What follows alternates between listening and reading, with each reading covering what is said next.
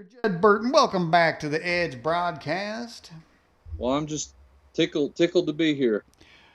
Okay, well, I tell you what, we're going to tickle your funny bones because I got all kinds of quips to lay on you tonight, like I normally do. Uh, hey, but Doctor, I was giving kind of intro, and I was talking about, we're going to be talking about monsters tonight, various things, zombies and things that go bump in the night. But this country is full of monsters now. I mean, is this the same thing? Are these monsters like transitioning into human form? Well, I definitely think that the same spirit is behind it. I think. Mm-hmm.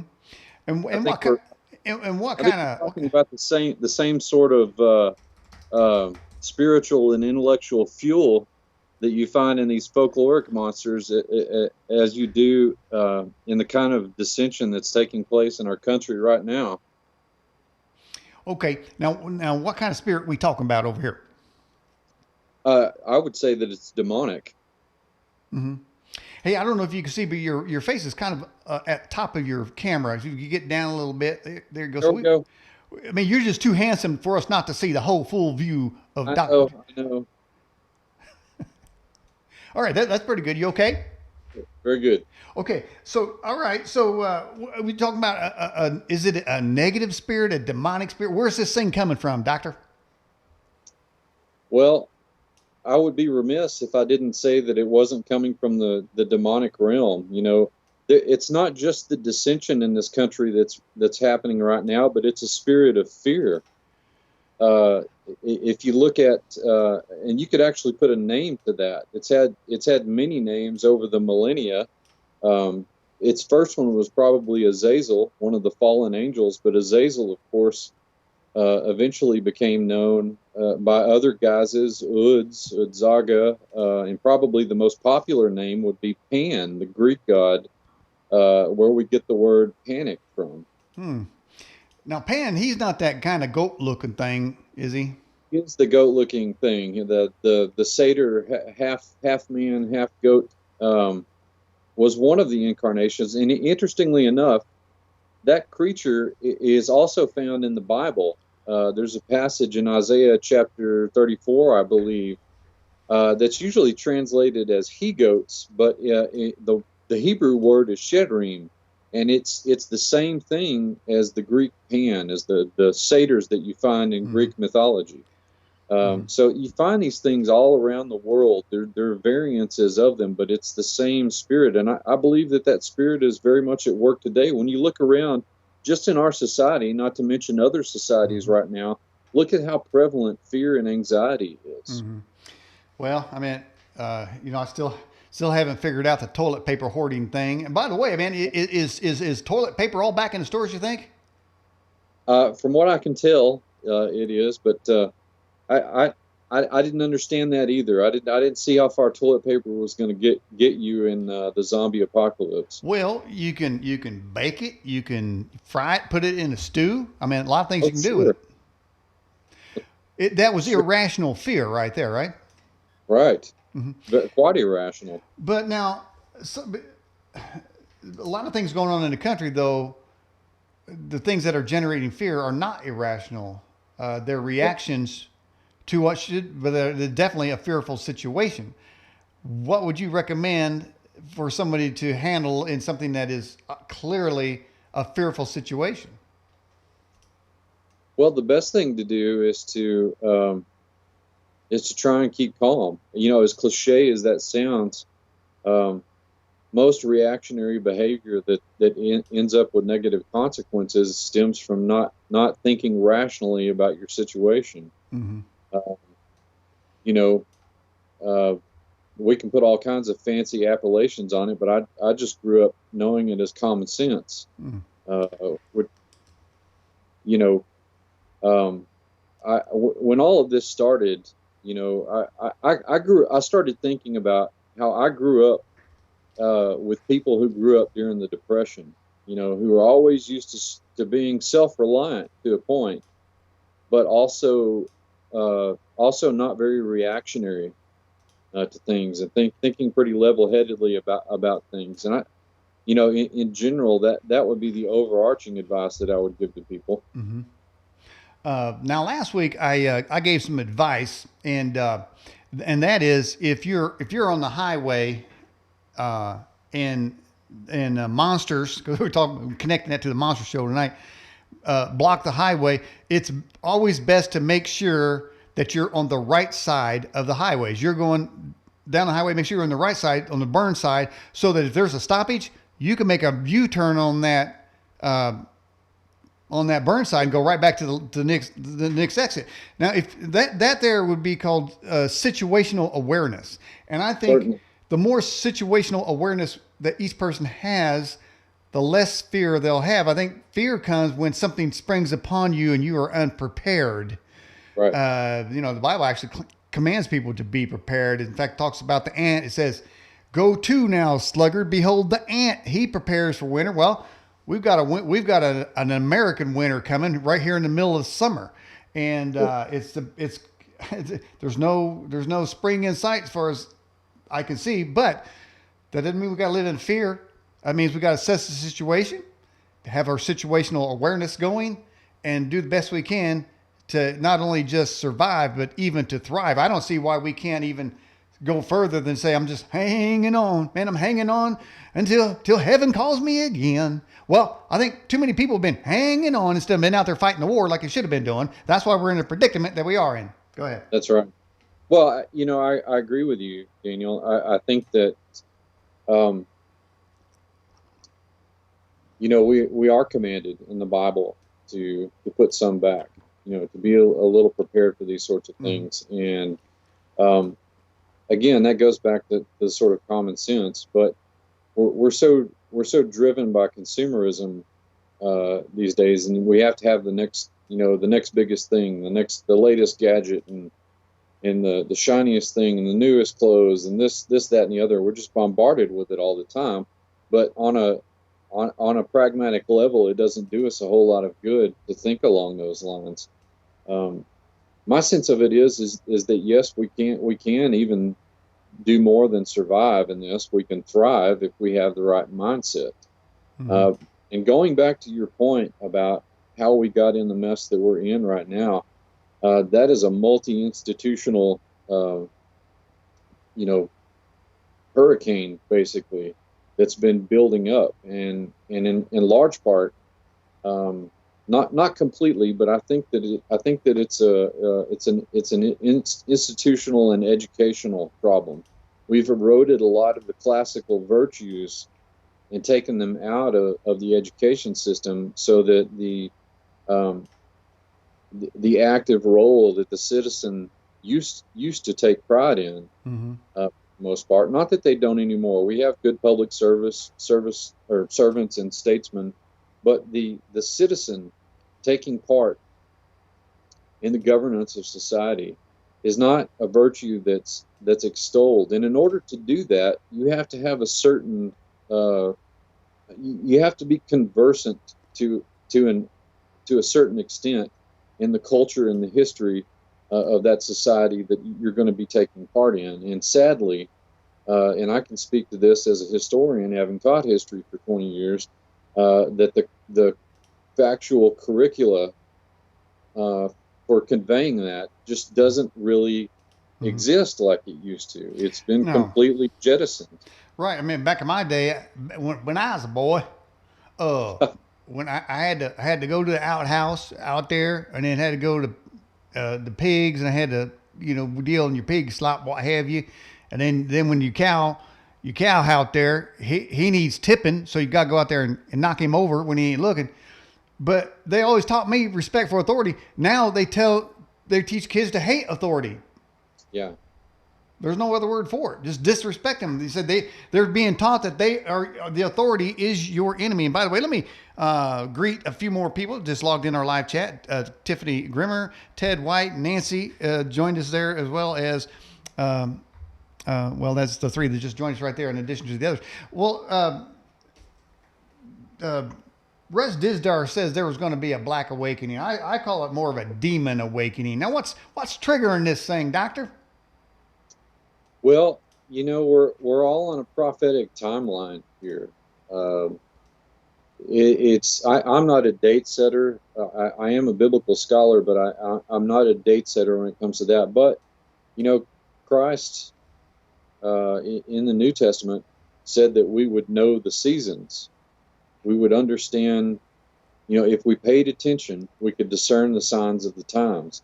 And the entire chapter of Matthew chapter 24, the Olivet Discourse, is when Jesus is talking. His disciples are asking him questions. How will we know the signs of the end? And he says, he tells them you'll be able to discern it by what's going on around you. He said, don't be confused when you hear about wars and rumors of wars, because that sort of thing is going to happen all the time. But Jesus knew at least that there was a peculiar species of events that would unfurl. And people have different names for it. Russ Dizdar is a great guy.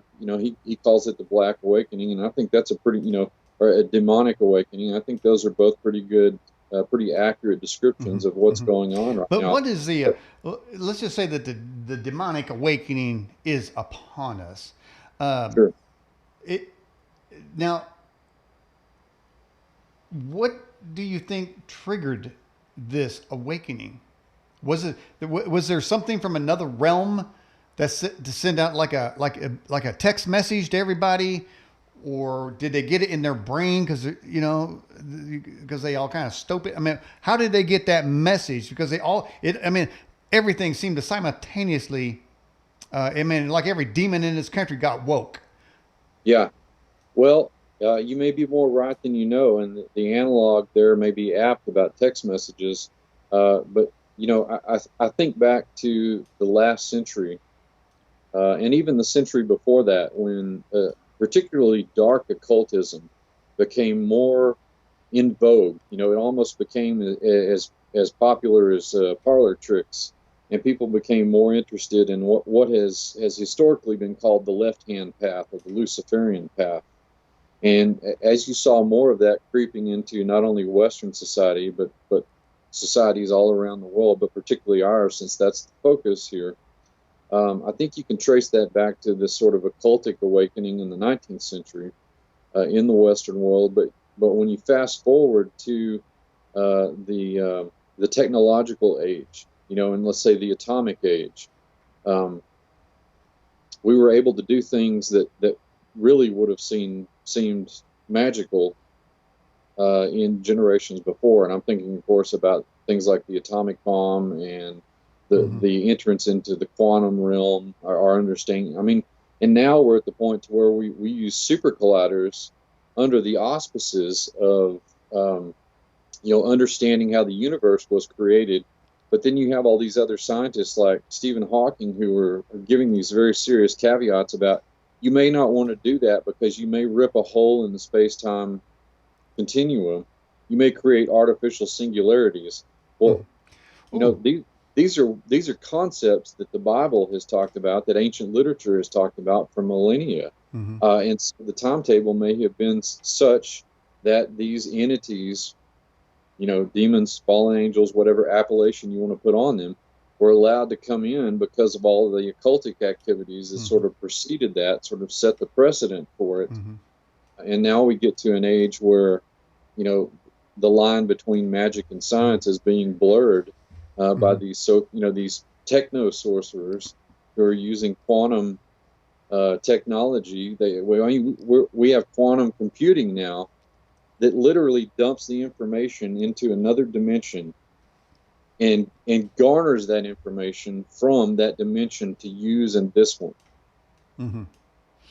How can we know? How can we have any frame of reference what exactly that's doing? And you go back to people like Jack Parsons, who was involved with the founder of Scientology, L. Ron Hubbard. They were involved in a Crowleyan, that is, Aleister Crowley, a Crowleyan sort of thelemic magic, a working known as the Babylon working, which was specifically designed to bring in the whore of Babylon mentioned in the Bible through a portal. Now, this is Jack Parsons. This is the guy that founded the Jet Propulsion Laboratory. He was a brilliant scientist, but he was also an adept, dark occultist. It seemed that when Jesus would walk past somebody that was demonically possessed, and maybe even the apostles, they would trigger. He would trigger them, and uh, Sure. and I'm just wondering, as I was talking about, I said earlier, mentioned that it seemed like every demon in the damn countries just got woke. Uh, Hmm. but it seems then I'm not saying Trump is the Jesus figure, but Sure. perhaps uh, if he was divinely installed or assigned to a time as this season, prepared for this time of the season, which a person like George Washington certainly was, Abraham Lincoln was, Martin Luther King was. It seemed like there were people in time and space that were destined for their time to be there. He seems to be Hmm. one. I'm just wondering, instead of saying Trump triggered them, perhaps the force that prepared him, or maybe even the Christian force that's out here triggered the other side. Some kind. What I'm saying is it possible there's something, God's presence, maybe somewhere in the country or all over, manifested somehow, and that's what triggered these people. Because initially, and I use Trump as a reference point, not as a figurehead, but people started screaming at the sky in the very beginning. They were screaming. They were running around with vagina hats. Remember that? Yeah. Women pulling their shirts off. Yeah.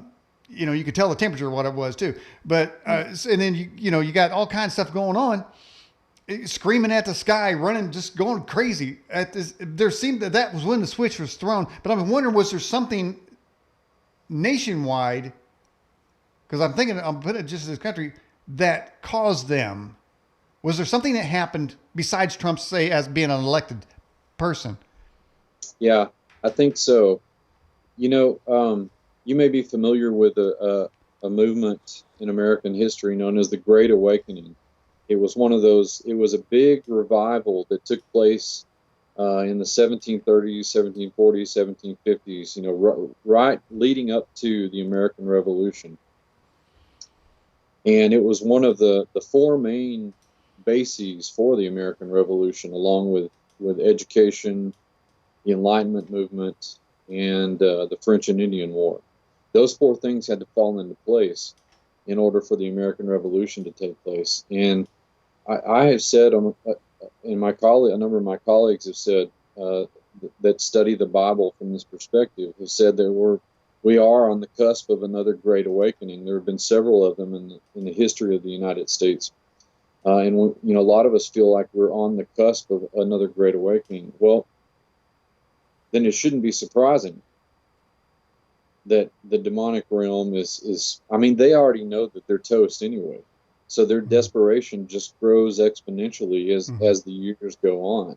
And it gives you pause, so much so that I could say, in a general sort of way, I do think that we're in the time that the Bible refers to as Jacob's trouble. It's not, it hasn't gotten Lord of the Rings meets Terminator weird yet, but we're getting close. You can see the pieces falling into place. Okay. All right. We got a number of questions. Let's start off with this one here from Australian Ben. By the way, how you doing, Australian Ben? Got your guest suggestion coming in next week. All right. Is the spirit of the Antichrist at work and the manifestation of evil incarnate in crazy Marxists? I think that's kind of self-evident. Right. I would agree with that. And, of course, the Apostle John, warned us in his letters that there were many antichrists, that there were antichristoi, that the spirit of Antichrist permeated, since the time that Jesus died. It would permeate, all the way up to the present, all the way up to that time period that we're in now. So we can't really pinpoint who the Antichrist is, the figure that the book of Revelation references. But again, so there have been antichrists in the past. You can look at people like Hitler and Pol Pot and their ilk, and they were clearly antichrist figures. But as far as the antichrist figure incarnate, has yet to be revealed. But it would not surprise me if in this generation he was revealed. All right. This is from Azure. Do we live in an electrical universe or not, and why? Well, that's a little out of my wheelhouse. I dip my toes in the quantum stuff just because, the Bible has talked about dimensions and things like that in the context of ancient languages. And the science is just sort of catching up to that right now. And I know that that's been discussed. Are we living in a kind of simulation, a kind of matrix style simulation? Mm-hmm. It, Nothing would surprise me. Mm-hmm. That wouldn't surprise me. All right, this question from Gladys out of the live. These all from live chat there, Doctor.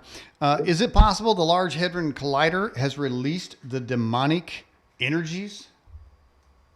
I think that is a distinct possibility because here's one of the interesting things about that. And of course, there are a number of super colliders around the world. There's another one that's in Tennessee. And there are these, big particle accelerators. They smash subatomic particles together, and it releases a great amount of energy.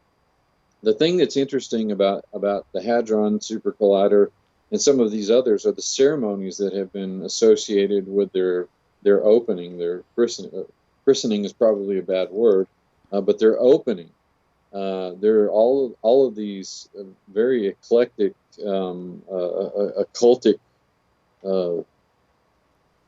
It's almost like a there's a lot of pageantry, but there are these very clear, occultic elements in these ceremonies. And if I'm not mistaken, there is a statue of Shiva, the Hindu god Shiva, on the grounds at CERN. Hey, He was the god of creation and destruction in Hindu mythology. how come they don't go? How come the rioters don't go knock down the Shiva statue? Well, that's an interesting point, considering that it was the Vedic Aryan peoples who moved into India and took over and relegated all the darker skinned people to the lower caste within their system. So that's a thing that I talk about with people all the time, is that they'll, in our country, they'll pull down a Confederate statue, but they'll also destroy a monument to the all black 54th Massachusetts regiment that served in the Union Army. So these people are strangers to history. They have no context, no frame of reference, no respect, and it doesn't take alphabet soup after your name to have that. Mm-hmm. Yeah, I mean, there does seem to be no real methodology to just random, just really just violence. But I'm just wondering if maybe what happens is you got your Hadron Collider, okay, and it's going to shoot that particle around. It's going to go the speed of light, go around and smash into something. Nobody knows what the hell it's smashing into. It's smashing into something. Then a little cloud comes out of there, and that is like opens a little portal, and then your demon comes out through there, and then he's looking around to get into the empty head of an anti-fall person, and that's how they get woke. That's when they call it getting woke. We call it getting demonized. What do you think? Is that a possibility? Absolutely. There's so much that people like missionaries and pastors and people who have worked in deliverance ministries, they've been able to put together character sketches of what demonic behavior is like, and we know their modus operandi from Scripture, but there's also a lot of field work, that people have done for literally centuries. So the thing about the demonic realm, again, is you have to remember their fate is sealed. In the end, they're toast, but their desperation is such that it creates dangerous stratagems for those of us who live in the physical realm, because they want nothing more than to eat. It goes back to Scripture. What does the devil want to do? He wants to kill us. He wants to destroy us. He wants to take from us. Yeah. Well, there's that one video where a woman is at one of these rallies, one of their kind of rallies. Of course, it's pre-COVID, but she was saying we've got to eat the babies. We got to eat the babies. She started screaming that. But as far as making bad choices, I mean, some of these people are. You talk about getting in a dangerous situation, man. They go to topple a statue, then it falls and hits them in the head. But hey, here's a fun question for you. Okay. What do all Confederate statues have in common? And I'll leave that to the chat too. Maybe you can pick first. Okay. Dun, dun, dun, dun, dun, dun, dun. Dun, dun, dun, dun, dun. Dun, dun, dun, dun, dun, dun. Time's going up. Dun, dun, dun, dun, dun, dun, dun, dun, Well, dun. Nobody get it? Nobody got it? Oh, ding. Okay. They're all Democrats. yes, that is true. They are all Democrats. Yeah. You're right about that. Little fun fact. Every single Confederate statue is a Democrat. And it's no wonder they want to take them down so the people don't find that out. Because Well, but some little kid may say, who was that? Oh, well, that was somebody in the Democrat Party. Okay. yeah, All the right. retort that I usually hear is that, well, it's not the same Democrat Party anymore, and you know, Mm-hmm. I'm not convinced that that's true.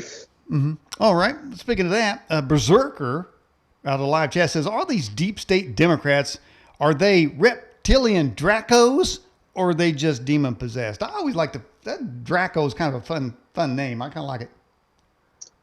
Well, whatever shape or form they may take, um, I think it's pretty safe to say that a lot of these protesters and demonstrators, are demonic. I mean, if you look at some of the footage of their behavior and you compare it with some of the video footage of people, were allegedly possessed by demons, and there's a striking similarity. Just complete. You'd look at these people and you think that they were just raving lunatics. If you didn't know that there was a spiritual, facet to their behavior. Mm-hmm. Well, lunatics with a plan. You want another question? Okay. How about this one?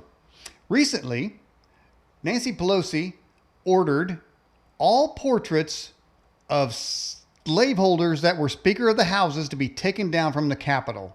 What Yeah. did all those slave-owning Speaker of the Houses have in common? I would imagine they were all Democrats as well. That was for $2,000. That's right. Good thing. That was double jeopardy too, so you get double one on that one there. Here's one from Doreen 8951. It says, "Is coronavirus some sort of evil ritual?" Well, that's interesting. Again, diseases, as they're referenced in the Bible, are very often connected with a demonic, a spiritual root. When you consider that this virus was likely cooked up in a lab, in Wuhan, China, and the people that were working on it are probably part of this, this sort of nebulous cabal that has names like the Deep State and the New World Order, whatever tag, the Illuminati, whatever tag you want to put on it. Yeah, I would say that there's a very high probability that it does have some sort of demonic spiritual facet to it. Again, that's nothing new, because Jesus knew that. A good third of his ministry was ministering to people who were demonized, and very often, more often than not, that was accompanied by some sort of physical disease. That was the epiphenomenal, the outward showing of that. Now, let me ask you something. Many believe, Doctor, that there are, in fact, vampires out there. A couple questions on that. Sure. One, are they required to wear a mask? And two, should they check to see if their victims got the cooties 19 before they extract their blood? Probably just to be safe, if they want to do that, they'll probably have to, if they're in Texas, they'll have to deal with the same state mandates that the rest of us are here and everywhere else in the country. Yeah, but we hear the word vampire, and it's just, it comes with all this literary baggage. We hear vampire and we think about Christopher Lee on one of the old Hammer films, or Bela Lugosi or something. What we have to do is to strip, and I've been talking about this for a number of years, is we have to strip the literary vampire, the cinematic vampire, away from that, and take it back to the antediluvian roots, where these demonic creatures, these demonic spirits come from. They come from the disembodied spirits of giants. That's made very clear in the apocryphal literature. And if you look at the behavior of these things, and the judgments that were passed down to them by God through Enoch. Mm-hmm. If you look at all that, what did they do? They consumed blood, and they were cannibals, and they were after a kind of false immortality. And in Enoch in particular, there's actually there was a scholar named Montague Summers who wrote a really good book called The Vampire as Kith and Kin, and this rather adept clergyman linked vampires to that pre-flood world and their judgment, because they're condemned to roam the earth and to hunger and thirst and never be sated. And that word unclean spirit that's used to describe them, guess what, is the primary word that's used to describe demons in the New Testament. Mm-hmm. Now, your typical vampire, he'll go something like, "Oh, I want is your blood," like that. But then a Democrat vampire would say, "Hey, we got to raise taxes to help you out." Now, are those two vampires from the same tribe? Well, one certainly is the cinematic, and I think the Democratic vampire would be the actual vampire. That's your demonic spirit working on draining the life out of the society that it lives in. Mm-hmm. And it's difficult sometimes to get people to think outside the box about creatures like this, not just vampires, but there are a host of them, werewolves and all kinds of chimera and shapeshifters and zombies. But when you look at them through the biblical lens, they come into focus, and you begin to see that their behavior patterns are demonic. Mm-hmm. All right, let's get to a couple more questions for you real quick here. Ted White says, "Is 5G the physical interface for the AI bots, and why is Trump promoting it?" Oof. Well, as to the first question, I suppose that's possible. I understand that 5G has some particularly worrisome possible physical ramifications, just because of the I suppose the exposure, because it would be such a wide-reaching network. But as to the second one, I couldn't say why Trump is. Okay, let's get to this one. Ted White, is Joe Biden dead and only a hologram voiced by AI, or is he a clone, sort of like a Hillary Clinton type? Well, whatever he is, he's basically a meat puppet right now. He can't string a sentence together. And in all seriousness, if he has dementia or something like that's tragic. But it's what's disturbing about it is that he seems to be I think the Democratic hope is that he would be a placeholder to be knocked out of place for a vice president to take over, and then of course you would still have dangerous organizations like the Clinton Foundation. Well, exactly. That's my. In fact, I'm even ranted about that. He is nothing but a puppet. He is a placeholder. He's a safe grandpa looking, although sure he sniffs little girls' hair. Sure he talks about little kids touching his curly leg here. Sure he says that he's married to himself, but he looks safe because he got some hair plugs. And so he's just a placeholder, man. But it's like that biblical text, so where a man cleans his house, but then 7 worse demons come in. Well, he's the guy cleaning the house in a artificial sense, and then 7 worse demons are going to come in and run this country, and who knows where the hell it's going to go. All right, let's get to this. David Burnell, as a researcher of biblical teachings in today's occurring history, do you often have clashing views with your liberal colleagues or students? Oh my, yes. In fact, virtually all of the teaching that I do, I was a full-time academic for about 20 years. Oh, sorry to hear that. And well, that's where God called me to be there when I was there, and I accomplished that. But he also called me out of it. And all the teaching that I do now is through my Institute of Biblical Anthropology. And so I have students who are coming at it, from that worldview. But to answer the question, yeah, it's extremely difficult. There tended to be a sort of baseline respect that academics have for one another, but they can get very territorial. And I was getting to the point where I was becoming, as a conservative classical scholar, I was becoming, a rarity. Most of the classical scholars I know are thorough postmodernists, and that's part of the problem. Postmodernism has done nothing but bad for this country. We're reaping the benefit, not the benefits, but we're reaping, those seeds that they're planted by postmodernism. And it's difficult, and academic freedom is an illusion now. You should be able to pursue whatever course of research you want, but not only from testimony like mine, but also from if anybody saw the documentary Expelled by Ben Stein, that really encapsulates the illusion of academic freedom. It's just gone. It's just not there anymore. And anybody that says different is lying to you. Well, we can ask Europe how that globalization and mixing of all countries into one, how's that working for you? How's that working out for you? And if it's a mess as far as I can tell. In fact, speaking of frightening, somebody asked, Gladys has this question: what monster do you find the most frightening? Yes. Well, here's in all seriousness, though.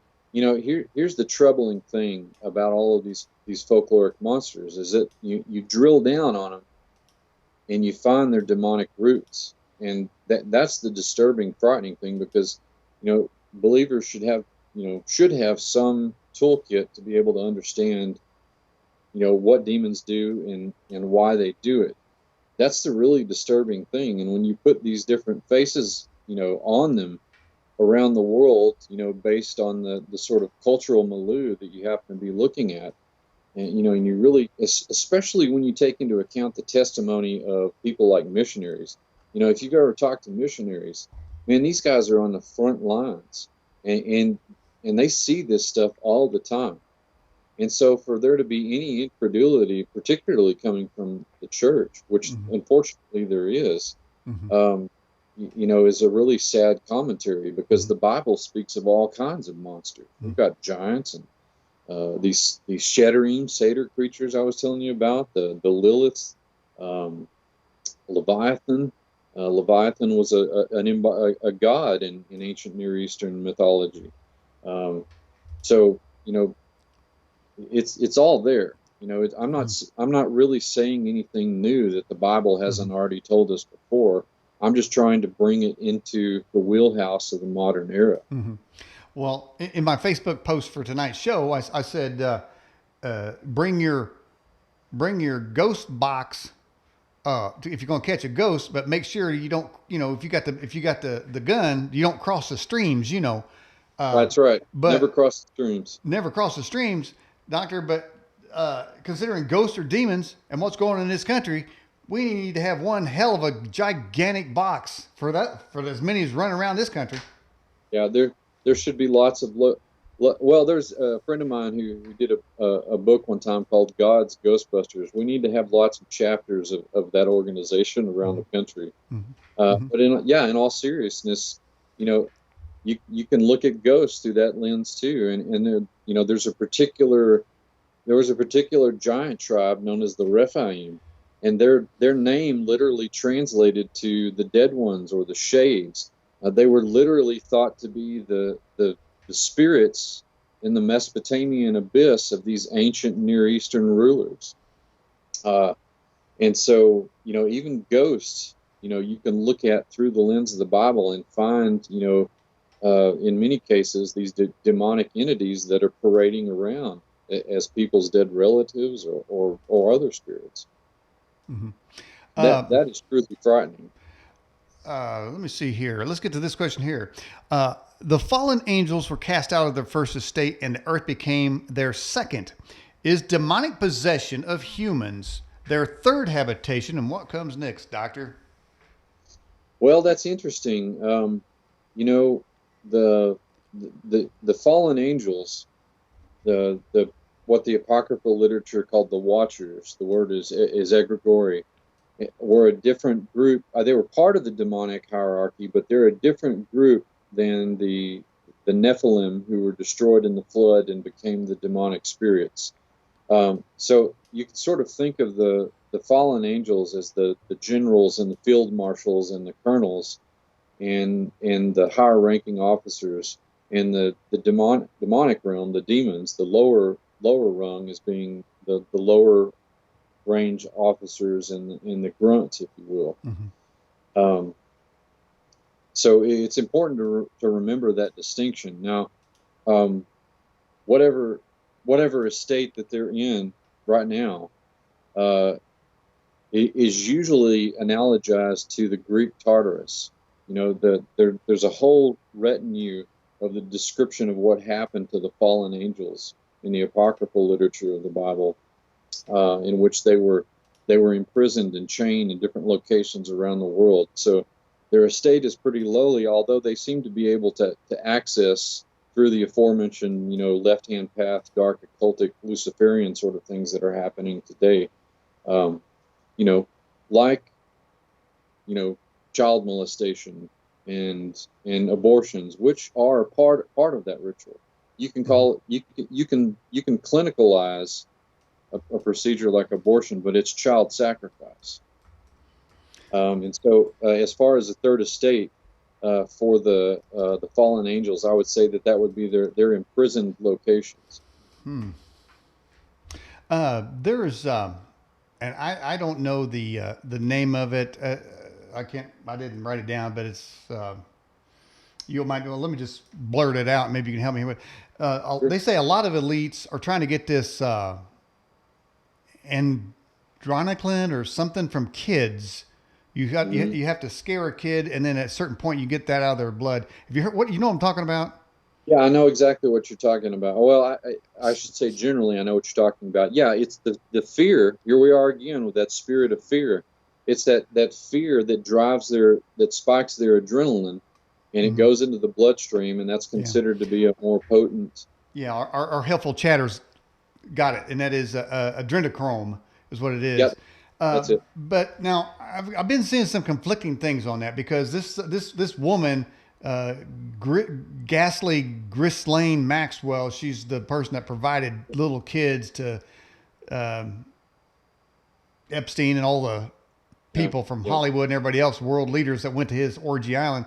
But there's a conflict there. So some say that because you can go YouTube and elsewhere and see pictures of all these people, these leaders with a black right eye. George Bush, the Pope, Madonna, everybody has. Now, I haven't had a black eye and since I ran into a kid playing kickball in the third grade. So I don't know how these adults are getting these black eyes, but there's hundreds of them.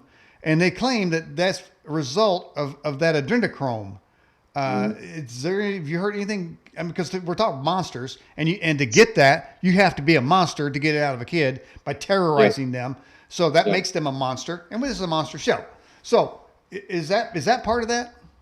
I would think so. I can't speak to the what I suppose would be the medical term would be the phenotypic expression, the outward expression of whatever that chemical effect on their bodies was. But all of those Luciferian rituals are designed to give a false immortality, because these people really think that they're going to live extended lives, and some of them are deluded into thinking that they can live forever. But it all goes back to that in itself is very vampiric, and the offering of this artificial immortality. Yeah. And then the second part of that is somebody says that when they don't have it, after they've been using it, then they turn into these Skeletor looking freaks like Madonna. And then there's that one woman who's a singer, and she got like a 2-foot neck, and she looks like a stick. And then James Carville, he looks like a Skeletor, right? Freaking crypt keeper looking freak. But they say that you revert into these skinny bone looking creatures when you don't get it after you've been on it. So I think that might be exposing these doofuses when they don't get it. All right, let's well, here's a question from Gladys. She asked a question along these lines. She says, do you believe that there's a group that actually harvests this adrenochrome? Yes, I think so. I think, and they've probably been doing it for longer than the public has known about it. You know, Mm. if you talk to people, you know, you mentioned Russ Dizdar. You know, Dr. Greg Reed is another good guy, man. He's really been on the forefront of this, and you know, he actually went through a lot of this stuff as a child and saw it up close because they were grooming him. You know, thank God, you know, by the grace of God, he was able to get out of that, and he's just on fire for the Lord and has been for years about helping people with it. He's a real good resource. He'd be a real good guest for your show. Mm-hmm. But yeah, I think that this harvesting of this has been going on for a long time. Listen, you know, the sacrality of blood, you know, is a universal concept. We read about it even in the Old Testament, in the Levitical material, about what does it say? The blood is life. Do not eat the blood.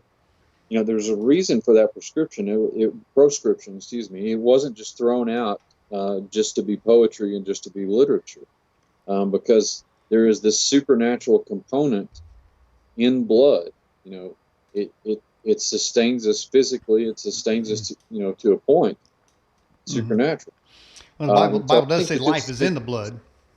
yeah, this has been going on for as long as these sorts of child sacrifices and human sacrifices have been going on. You can find evidence for it in the ancient Near East. You can find evidence for it all over the globe. You can find evidence for it right here in the Americas. Just go down Mm-hmm. to Mexico and look at some of these cenotes that the Maya threw through these human sacrifices in. They found skulls of children littering the floors of these sinkholes that had filled in with water because they thought they were openings into the underworld. They very well may have been because they were performing these kinds of bloody rituals. Mm-hmm. Well, the amount of abducted kids, or they say are abducted, or missing children, is Yeah. in the hundreds of thousands. I just don't think they're just having angry parents swapping them all the time, grabbing them, running for the hills. All right, No. Robert Griffin says, "Do you think Barbara Bush is the daughter of Aleister Crowley?" Now she is one ugly skank. Certainly qualifies. You know, I have heard that. I have not looked at the genealogy myself, but I do know a number of other researchers who are convinced that that's the case. Mm. I can't speak directly to that, but again, nothing surprises me these days, Daniel. It wouldn't surprise me. Mm-hmm, You know, mm-hmm. with all that the Bush family has been involved with that's come to light, it just wouldn't surprise me. Yeah, and what's up with George Bush always slipping little candy to Michael or to Michelle Obama? What's that all about? You know about that? I, I, Every I time would he's around her, him or her, whoever, he gets a little piece of candy and hands it to her. What's he saying? Candy, little girl? I don't know. I don't know. I wish I knew. I don't know. I expect more from our leaders. I really do. All right, there's another question for you. Now you're a doctor. I mean, it says right here, Dr. Judd Burton, PhD. Do you understand, doctor? Now, somebody says, hey, what's your degree in? My PhD is in history with a focus in religion in the classical world, and I have a master's degree in the anthropology of religion and archaeology. Mm.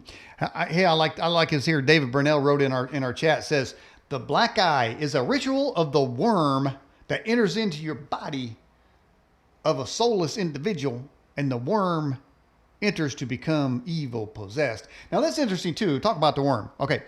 Because the Bible says that hell is a place where the fire is not quenched and the worm dieth not. Doctor, Mhm. do you know I may ever ask this question, no. Do you know there's a place on earth where that scenario is played out every single day? In the physical earth. In the physical world, there's a place where the fire is not quenched and the worm dieth not. Well, I know that the analogy was made in the Bible to a place called Gehenna, which was This is another Jeopardy question, by the way. okay. Well, I'm throwing my 2 cents in. The comparison was to Gehenna, which was a trash pit at the base of the mountain that Jerusalem was on, and it always had trash burning on it. And of course, there were all the kind of vermin that you would expect, you know, maggots and things like that down there. It was always on fire. But yeah, Definitely give me the Jeopardy answer. Okay. I'm waiting with bated breath. All right. The Jeopardy answer by the way, does anybody in the live chat know the answer to that question? If you've been listening to the show long enough, you might have heard me say it once or twice. Try to give tips out, man, so people can feel really good about themselves by getting an edge question. All right. Well, here it is. It is underneath the ocean by the Mariana Trench. There are fissures from the underground where fire is literally underwater. Now, around these fissures where fire is in the water are these giant tube worms that surround them. And this, interestingly enough, Doctor, as I'm probably bringing this to your remembrance, these tubular worms eat sulfur. Sulfur is the same thing that is as brimstone, which is where the devil, where his lair is. Fire and brimstone. Brimstone, sulfur is another word for brimstone, and these worms die not, and the fire is not quenched. Yeah, mind is blown. I never would have, Daniel. I wouldn't have put. I don't think I would have put those two together. But you're exactly right. Could be portals to hell too. Again, it's possible. I nothing surprises me these days. Because we had a guy on our. In fact, it's in our one of our liners where we have a bunch of our previous guests. We tie it all together. If you ever hear the beginning of this show, you hear that liner. And he said he met the devil, and he said the devil offered him a job. Well, that guy also said that he was behind a desk, and the devil lunged at him. He smelled sulfur in his room, and the devil lunged at him and hit like a glass wall that was in front of his desk, and he bounced off. But he said before the demon entered, there was a smell of sulfur. Seems like that's a thing with them freaks there. Well, it's not uncommon to smell to have a foul smell in the room, often reminiscent of brimstone. Yeah, imagine if they have gas too, boy. Whew. All right, are Nephilims? This is from Majid Magi from Malaysia. Did I get that right? He wants to know, he or she, I don't know, are Nephilims and demons the same? Yes, in a manner of speaking, but they're separated by events. The Nephilim were the first generation, in the pre-flood world, they were the first generation of giants, the offspring of the fallen angels and human females. There was this exchange for genetic access for all this sort of occult and practical sciences that were given to humanity. So the Nephilim in the pre-flood world were the giants. When they were destroyed in the flood, their spirits became demons, what are referred to as unclean spirits, both in the apocryphal literature and in the New Testament. And so they're the same eternal entity, but one has a physical manifestation. And as a footnote to that, of course, Nephilim became a kind of generic term in the ancient Hebrew world for all giants. I think some people claim that when Hillary's colostomy bag gets overfilled and starts spilling out, they smell sulfur there too.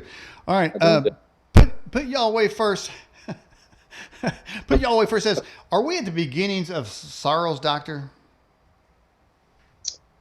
Well, again, that if I'm not mistaken, that's basically the same time as Jacob's trouble, the beginning of sorrows that's talked about in the Olivet Discourse. Yeah, I think that we're on the cusp of that. I think we're in the initial stages of it.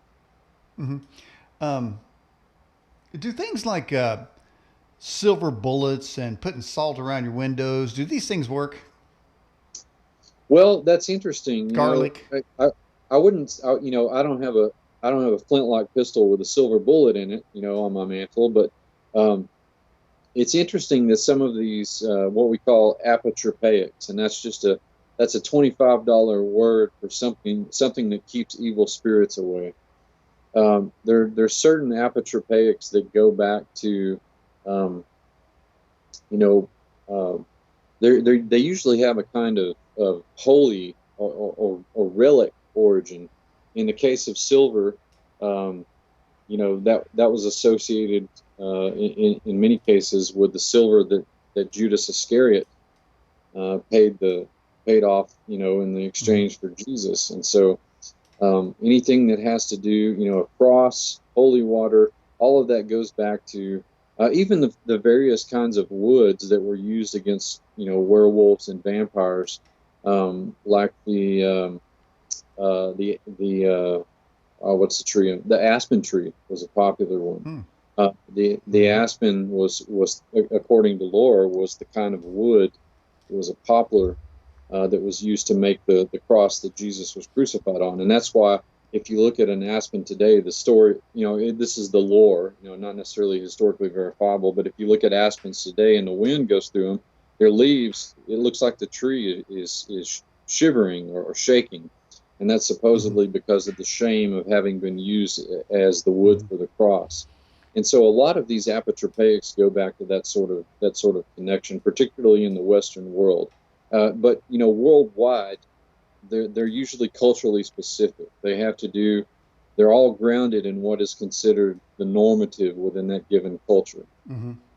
Okay, so imagine I'm walking at night and there's a full moon out there. Here, bring a moon up. Do I got a moon here? Hang on a second. Let's see if I get a moon here. So I got to set the tone here. Okay, it's the dead of night. Now you got to imagine this, okay? You with me? Okay, it's dead of night and I'm walking. And there's the moon right there. All of a sudden, I look around.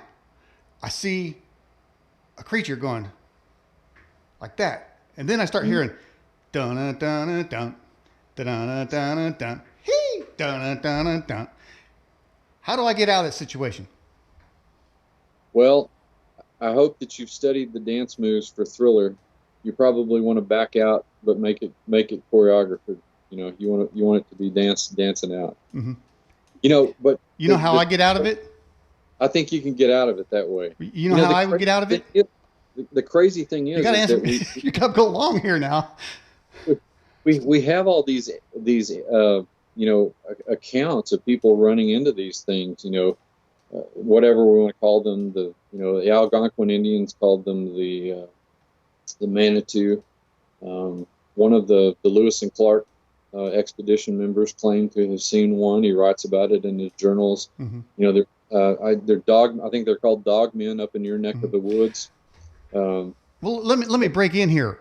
I got to ask you again. Do you know how I would get out of that situation?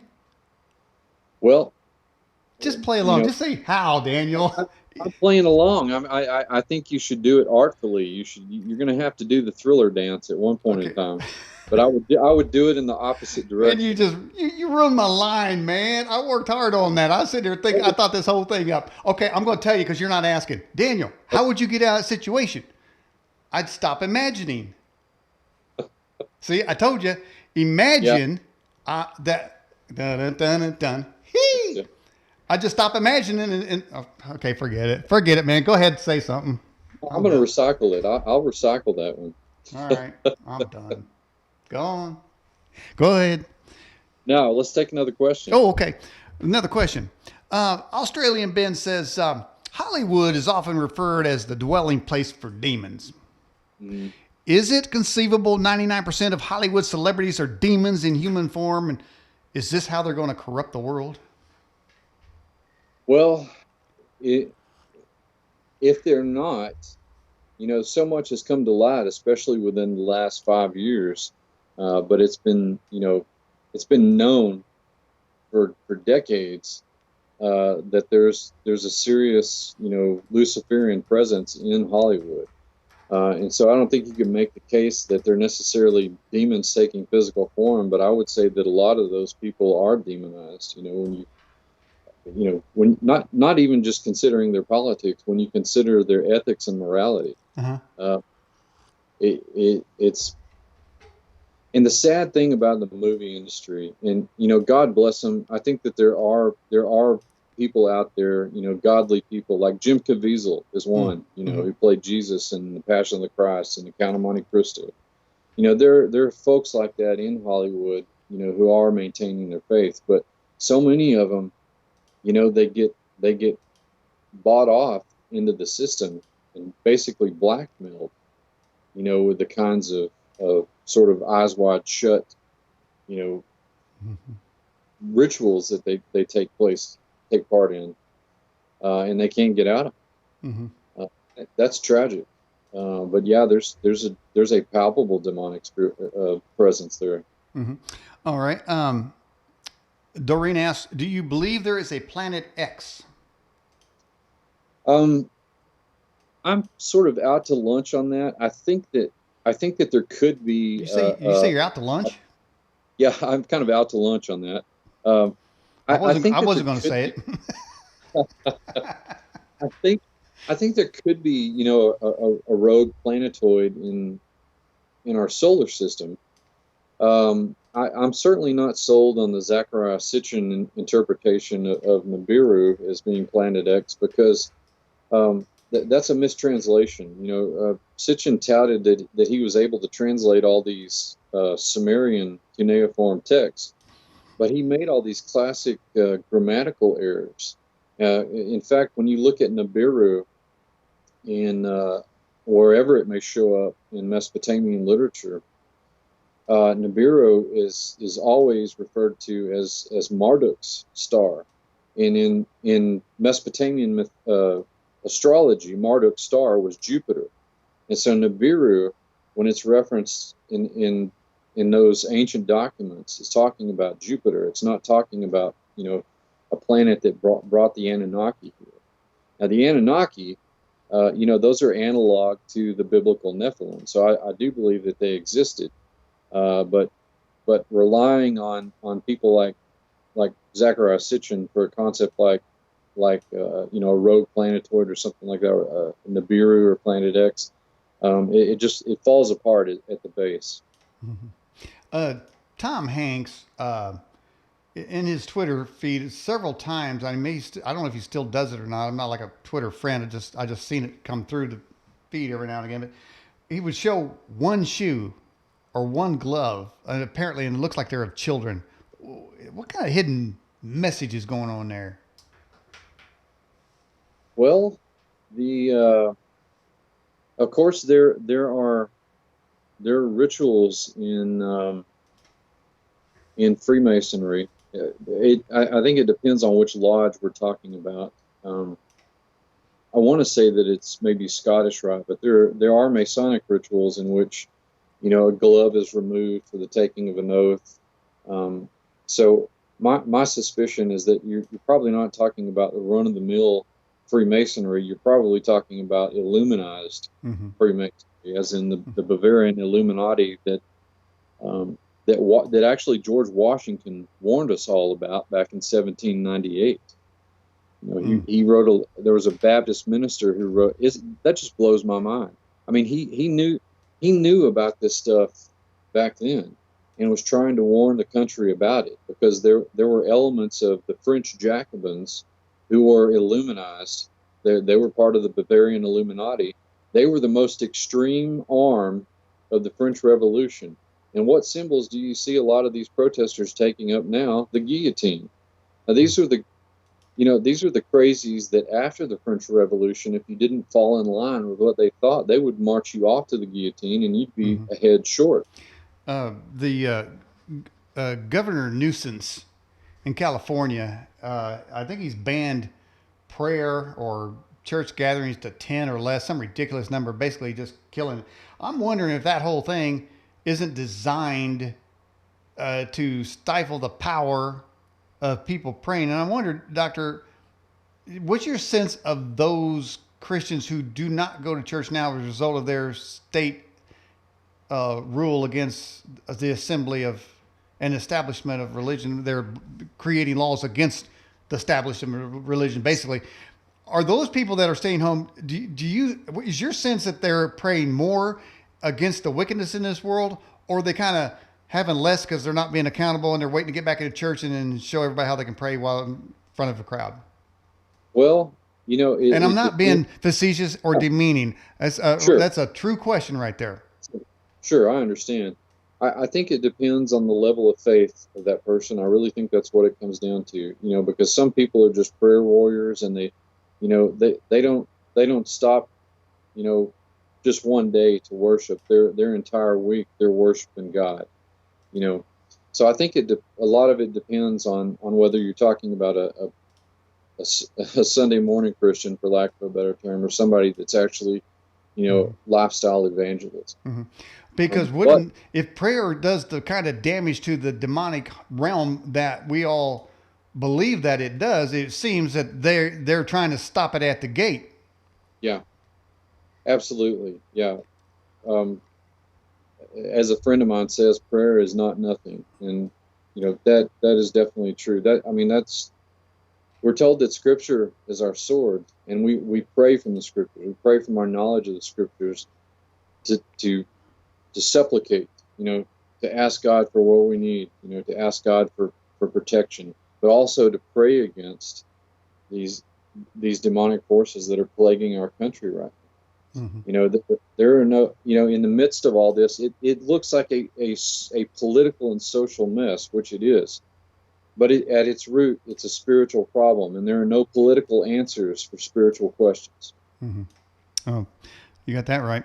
Um, Gladys Kravis asks, did the legion of demons who went into the herd of swine remained trapped in that flesh when the swine were killed? Well, that's a reference to the deviled ham passage, right? Yeah. Okay. It's hard to tell. They jumped into off a cliff basically, and without the living, ostensibly those pigs died. So without the living vessel there, they would by default be spread away and be roaming and looking for other vessels to occupy. Mm-hmm. How many demons do you think there are? Well, you mean total? Yeah, how many demons are there in existence?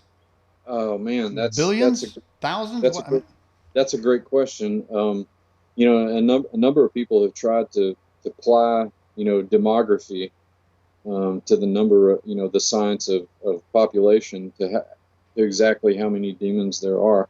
It sounds cliche, but it is hard. It's hard to say. It could be thousands, it could be millions, and it could be more than that. But given if there's a demon that could plague, let's say, half the population of the world, well, that puts the population in the billions. I'm not saying that that's what it is, but the Bible also uses these words like legion. Well, if there were a Roman legion, could be anywhere between 2,000 and 6,000 troops, to give you some idea of the possible number of demons that were in this one person. Even if that's the low end, 2,000, that's pretty scary. That's some pretty scary stuff. do you think that people are assigned guardian angels? I don't know. The class of angel that rebelled in the apocryphal literature were called watcher angels. They were part of a cabal of angels that were, their name probably describes the duties that they had, which is where we get the idea of a guardian angel from. So there probably is a caste of angels that, if not assigned to every person, looks over certain numbers of people. Do you think that people have demons assigned to them? Well, that's a great question. I think that depending on how much of a threat they are to the demonic, The bigger the threat, the bigger the demon. yeah, because again, going back to my analogy about the stratagems, if you're thinking about it in military terms, well, yeah, you're going to put, if you got a serious threat, you're going to put a special forces team to it, or send out a black ops team or something like that. I really think that's what it comes down to, because if you're not a threat to the demonic realm, if you're not living according to the Judeo-Christian principles that are outlined in the Bible, if you're not living according, to what Christ tells us to do, then you're not a threat. You're already as good as one. So what you're saying is that people should already be a threat to the demonic realm. Yes, absolutely, absolutely, yeah. That's why it's so important to spend time in the Word and prayer every day. Even if it's just 5 or 10 minutes, but that time should also it should also impact what you do out in the real world. So yeah, I mean, your only choices are to be a threat or not to be a threat. Mm-hmm. Go back to Pascal's wager. I would rather be the threat. I would rather err on the side of the right and the good. Mm-hmm. There are so many mysterious type monsters out there that people talk about.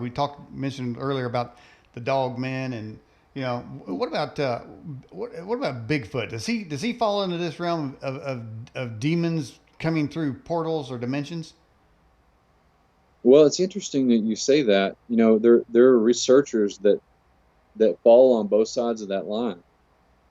There was an anthropologist at Washington State, Grover Krantz. He taught physical anthropology, and Dr. Krantz always thought that the Sasquatch was a remnant population of a gigantic ape known as Gigantopithecus, Mm-hmm.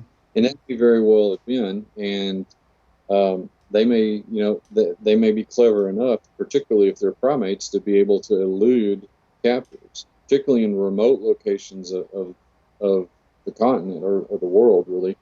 But then there are accounts of the Sasquatch having a kind of supernatural ability, popping up out of nowhere. Mm-hmm. Some people report a horrid stench associated with the presence of Bigfoot. I thought you were going to say Hillary. I've Do you know who David? Do you know who David Paulides is? heard the name, yeah. Yeah, he has this series called Missing 411, and basically he documents people missing from national park. That's where I've heard it, yeah. And I think one of his stories was that somebody was walking down a trail, and they stepped into something, and their leg disappeared, and pulled it back out of there. In other words, they hit a portal, perhaps a Bigfoot portal, to come in and go in there. But do you think there are dimensional ports around, and I don't know, would they be around the world, around the United States, and people fall into them, or? I think so. I think that's a distinct possibility, but I also think that there are other. I think that there are agents who operate within the auspices of things like human trafficking, who operate in these remote areas and kidnap people. I think I remember the first interview I heard with this fellow, and that was one of the things that popped in mind. Is like, there are a lot of children that go missing. Mm-hmm. Remote parks and areas, and they're in the more rugged terrain, there are hikers and campers and things like that also disappear. So my gut, I can't prove it, but my gut tells me that that's at least part of what's going on. But as for the supernatural aspect, interdimensional portal, that's not outside the realm of possibility either. Mm-hmm. All right, another question for you. How long do you think, this is from Glass again, do you think there will soon be biblical archaeological discoveries that will blow people's minds? Well, I think that there will be, and I think that there have been. For me in my research in giants, there have been a number of finds in monuments like Gilgal Rephaim and the Golan that has been associated with the Rephaim giants. A friend of mine, Doug Van Dorn, discovered a formation just to the south of that in the shape of a serpent, which has been dubbed the Serpent Mound. And that is interesting because that area, the ancient name for it was Bashan, and in the Ugaritic language, that means the land of the serpent. Mm-hmm. Back in 2008, I think it was the excavations at Tel Esh-Shafi, which was the biblical city of Gath. And people who are familiar with Goliath will recognize that as the hometown of Goliath.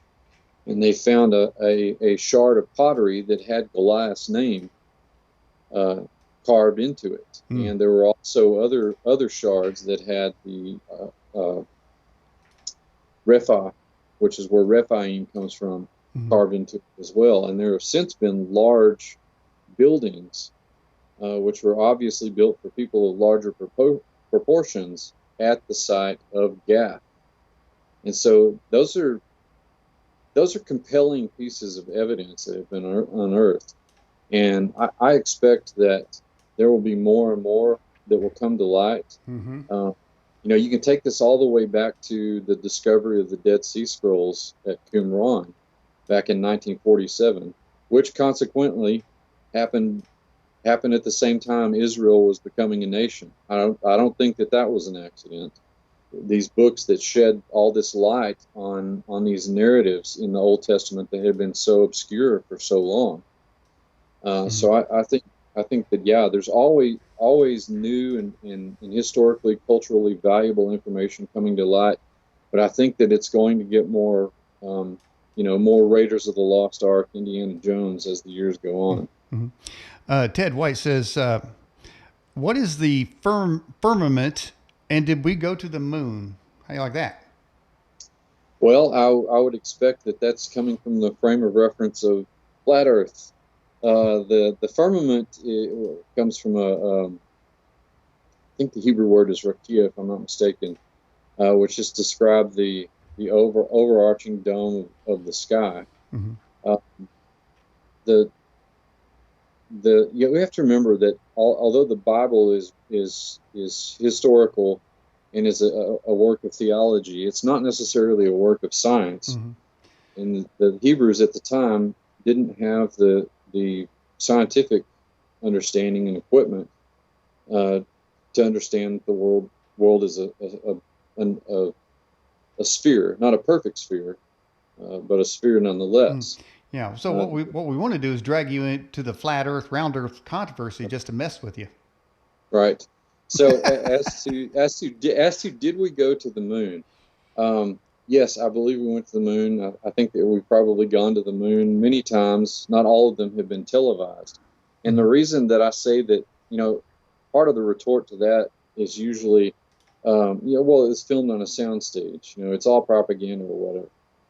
That counts the millions of man hours from engineers and all kinds of technicians and specialists before they even get off the ground, before they even build the hardware to go there. I have a hard time believing that was all for show. It's just logistically, it just does not compute. It doesn't make any sense. And a number of those, in my hat's off to all of the astronauts, but a number of those guys are also Christians and believers. Are you telling me that they're in this satanic conspiracy that people refer to as NASA? Did you say astronauts? Astronauts. Astronauts. Hey. Yeah, not N-O-T, but N-A-U-T. Oh, okay. Okay. All right, let's get to getting ready to wrap this up here. Are zombies demon-possessed dead human bodies? Well, that's interesting. Again, you can trace the zombie spirit back to the pre-flood world. Cannibalism has typically, been involved with the lore of zombies, whether you're talking about the Haitian voodoo zombies or the ghouls of Arabian folklore, or the revenants, the Nosferatu of Eastern Europe. They all sort of operate along the same lines. Now, as far as possessing, reanimating a dead corpse, we have to remember that that's not that big. That's not that big of a problem for something, a spiritual entity that's powerful. I'm not saying that that's what happens every time. Their ability to manipulate matter in the physical world has been evinced in all of these ancient documents, including the Bible and its apocryphal literature. So we shouldn't underestimate, the demonic ability to manipulate physical matter. Let me get to this question here. Cooties 19. We've had discussions on this program with other guests talking about the mark of the beast, and that it is perhaps that it changes in some way. It changes your DNA, and then therefore, when you die and you go to heaven, because it does seem to be one thing that the Bible clearly says you're not getting in if you've taken the mark of the beast. But we've discussed the possibility that the mark of the beast could alter the DNA of a human, and therefore that is your pass to heaven. That okay, you're 100% human. Because if you go back pre-flood, you see that it said all were imperfect in their generations except for Noah, right, and his family. His generations were perfect. So he proceeded on. The rest of them had imperfect, contaminated DNA combined with monsters and chimeras, and therefore they perished. Now, is there a possibility that the Cooties 19 coming vaccine would change the DNA, and that could cause a block there on the acceptance in the pearly gates? It is, well, it's possible, I suppose. It also says in in the prophetic literature that even the elect would be deceived. The people in the know would be deceived about some of this, and so we have to be very discerning about it. I'm leery of a vaccine coming from anything having to do with Bill Gates to begin with, because he is a complete eugenicist. He's admitted as much. He on a TED Talk, this guy released disease-infested mosquitoes. This ought to tell you something about this guy. He's, as far as I'm concerned, he's the American Joseph Mengele. I mean, he is a mad scientist. And the other thing, the logical defense that people should be able to throw against this sort of widespread vaccine is, how do you know what you're vaccinating against? Because this disease has already mutated. That's what viruses do. They mutate into different strains, whether they're engineered or whether they're naturally occurring. That's why the flu vaccine doesn't work. You don't know what you're getting inoculated for. So the resounder against this, for people who oppose it, and I think you should, is that no, you're not going to mandate a vaccine, because how can you predict? You can't predict. Well, they've already estimated up to at least a third of the U.S. population will refuse to take the vaccine. They have a problem on their hands. Do you think that they would just force it by saying, hey, you can't renew your driver's license, you can't get on a plane? I mean, do you think they're going to try to pull that stunt? Or do you think that eventually people can rise up against this and just say, we're not going to take it no matter what you do? Either scenario is possible. And I'll tell you what my hope and prayer is, Daniel. I hope that the latter scenario is the one that plays out. I hope that we still have enough of the American spirit to be able and call this stuff out. But it's going to take, all these protesters, they want their revolution, but it's going to take a revolution in the hearts of Americans and people that believe in America and what America is supposed to stand. I believe that we can do it, but it's going to take, bringing us back to what we started with, it's going to take this great awakening. It's going to take another movement, I think, in order to do that. But I think it can happen. And I really do believe that's part of the reason that God called me out to do what I'm doing right now. So you remain hopeful in the face of this darkness? Yes, ever hopeful. Do you have access to your email? Yes, absolutely. Check the email I just sent you, and you can reply back to that. Okay. You want me to do that right now? Yeah, I do. You don't read it, just as to you. Let's see.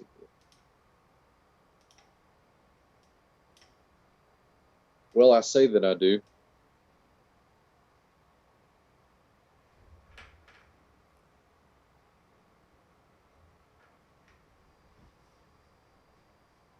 No, I can't get at it right now for some reason.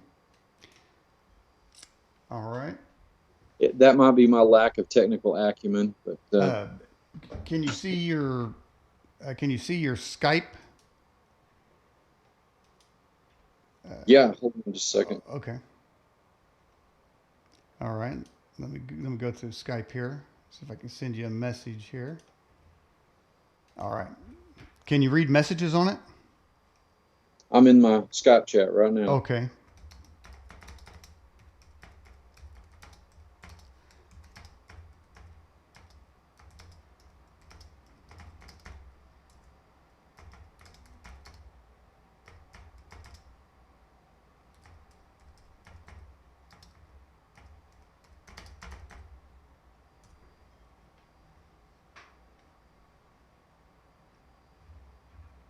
That's affirmative, Ghost Rider.